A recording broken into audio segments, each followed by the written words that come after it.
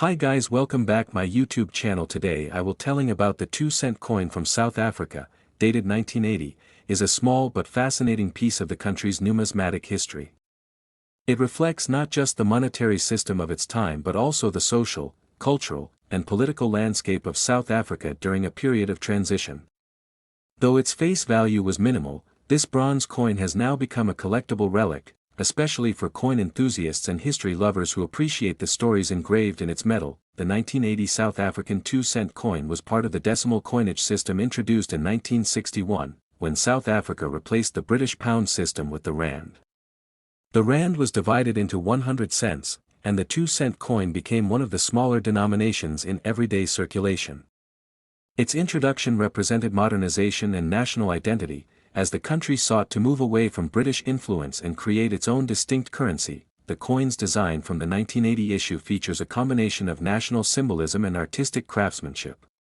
On the obverse side, it proudly displays the South African coat of arms, which was used from 1910 until 2000. The emblem represents unity and progress, key ideas in South Africa's early 20th century vision.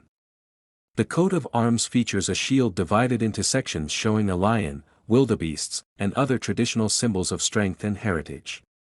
Above the shield is a rising lion holding 4 rods bound together, representing unity among the provinces.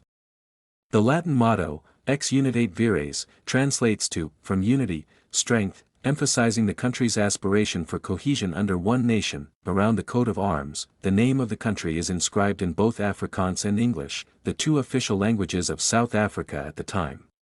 One version of the coin shows SUID Africa, and the other shows South Africa. Each version was struck for equal recognition of both languages, symbolizing linguistic and cultural duality. The date, 1980, appears at the bottom, marking the year of mintage. The reverse side of the 2-cent coin carries a beautifully detailed design of a King Protea flower, the national flower of South Africa. The Protea symbolizes the beauty and diversity of the country's flora and has long been a national emblem of pride. The fine engraving shows the flower in full bloom, with the number 2 and the word cents below it. This artistic depiction was designed by L.S. Kruger, one of South Africa's skilled coin designers who contributed greatly to the beauty and recognition of the nation's coins. The King Protea design became a lasting feature on South African coins for many years, making this 1980 coin easily recognizable even today. In terms of physical composition, the 1982 cent coin was made of bronze, a durable metal alloy consisting mainly of copper, with small amounts of tin and zinc. It weighs about 3.18 grams and has a diameter of around 19 millimeters. Its plain edge and warm reddish-brown tone make it distinct from higher denominations made of different materials such as nickel or copper-nickel.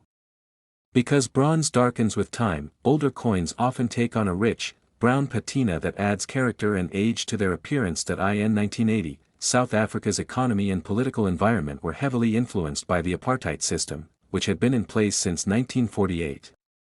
Despite international criticism and sanctions, South Africa continued producing its own currency and maintaining strong domestic industries, including mining and metallurgy. The minting of coins like the 2-cent served both economic and nationalistic purposes. It was practical for trade and commerce, and at the same time, it reinforced a sense of independence and identity in the world of finance. For ordinary South Africans in 1980, the 2-cent coin had real value in daily life. It could buy small items such as a piece of candy, a postage stamp, or a newspaper. Though it might seem insignificant now, coins like this were part of the daily rhythm of transactions that shaped the country's economy. Over time, inflation and rising prices would gradually reduce the buying power of the 2-cent piece, leading to its eventual withdrawal from circulation. By the early 2000s, the 2-cent and 1-cent coins were discontinued due to their low purchasing power and the cost of production exceeding their face value.